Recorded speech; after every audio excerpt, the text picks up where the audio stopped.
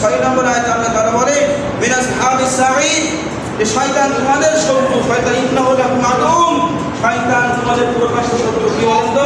শয়তান তোমাদের প্রকাশ্য শত্রু। মিনাস হাবিস সাঈদ, তাকে শত্রু হিসেবে তোমরা গ্রহণ করো না। এবং সে তার দলবলকে এই জন্য আহ্বান করে যে ওরা যেন জাহান্নামী হয়। তার দল শয়তানের যে দলবল গুনাহ আছে যেন তারা যে তারা সবাই জাহান্নামী হয়ে আমরা কি ভাই জাহান্নামে যেতে চাই? চাই মানে কেউ জান্নাতে যেতে চায়?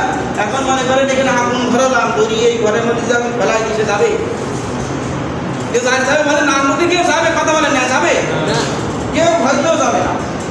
সেগুলো তো জাহান্নামে ছিলিমে দিতে আসবে। যার সময় স্বল্পতার কারণে শেষ হয়নি। এরা শয়তানের মিশন এবং চক্রান্ত অনেক ভয়ানক, অনেক এখনো অনেক আছে, অনেক পয়েন্ট এখনো মাত্র 8টা পয়েন্ট বলেছি, 28টা পয়েন্ট আছে। কয়টা? 28টা পয়েন্ট, 8টা বলেছি। আল্লাহ যদি তৌফিক দেয় আগামী জুমায় 9 নম্বর পয়েন্ট থেকে আবার শুরু করবো। এই জন্য যদি আপনারা একটু আগে আসেন, আজানের সাথে সাথে আসেন, তাহলে সময় বা 300 নাচ করে শেষ করা যায়। যদি আপনারা আসবেন, যখন মর্জিন আজান দেবেন তখন ছুটি আসবেন, যখন সুন্দর দেবে তখন ছুটি আসবেন। আপনাদের জুমা আসলে একটা কাজ হয়ে যায়, কাজে দেরিয়ে যান আপনারা।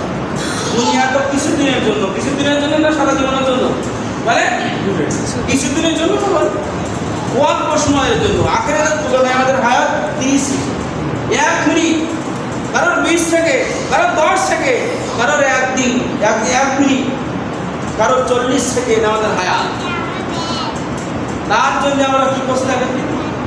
এই জন্য আল্লাহ রাব্বুল আলামিন আমাদের এই শয়তানের চক্র থেকে এবং মিশন থেকে যেন হেফাজত করে।